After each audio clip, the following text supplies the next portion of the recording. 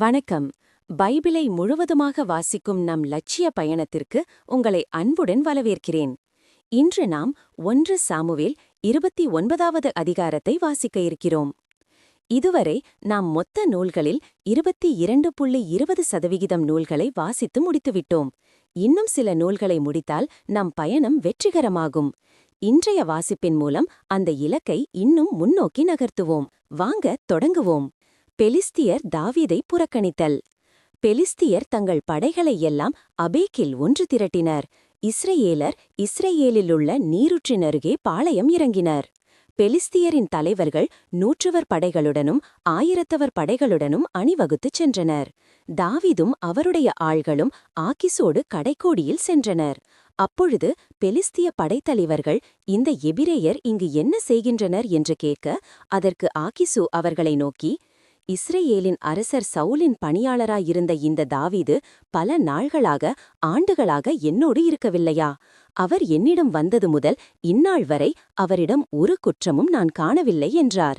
ஆனால் பெலிஸ்திய படைத்தலைவர்கள் அவர் மீது சினமுற்று அவரை நோக்கி, நீர் குறித்து கொடுத்துள்ள இடத்திற்கே இந்த தாவீதை திருப்பி அனுப்பும். நம்மோடு அவன் போருக்கு வரலாகாது. போரில் அவன் நமக்கு எதிராக எழலாம் அன்றோ? இவன் எதனால் தன் தலைவனோடு நல்லுறவு கொள்வான்? இங்கிருக்கும் ஆள்களின் தலைகளை வெட்டுவதால் அல்லவா? சவுல் 1000 பேரை கொன்றான், ஆனால் தாவீது 10,000 பேரை கொன்றான் என்று சொல்லி பெண்கள் தங்களுக்குள் பாடி ஆடியது இந்த தாவீதை குறித்தன்றோ என்றனர். அப்பொழுது ஆக்கிசு தாவீதை அழைத்து அவரிடம், வாழும் ஆண்டவர் மேல் ஆணை, நீர் நேர்மை மிக்கவர். நீர் போருக்கு என்னோடு செல்வது சரியாகவே தோன்றுகிறது.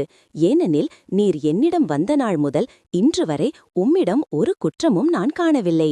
இருப்பினும் நீர் வருவதை தலைவர்கள் விரும்பவில்லை.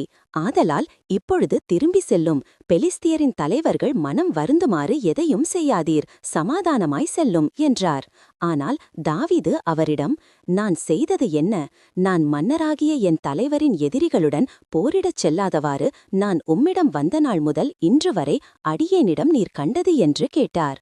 அதற்கு ஆக்கிசு தாவீதை நோக்கி, கடவுளின் தூதரைப் போல் நீர் என் பார்வையில் குற்றமற்றவர் என்பது எனக்கு தெரியும். இருப்பினும் இவன் எங்களோடு போருக்கு வரலாகாது என்று பெலிஸ்திய படைத்தலைவர்கள் சொல்கிறார்கள்.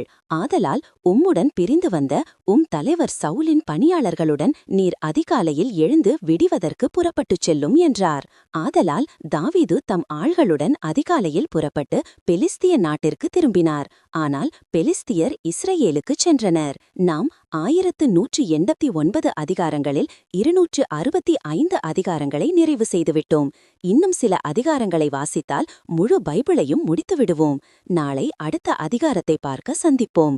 நாள்தோறும் இந்த பயணத்தில் நீங்களும் பங்கேற்றால் பைபிளை முழுமையாக வாசித்து முடிப்போம்.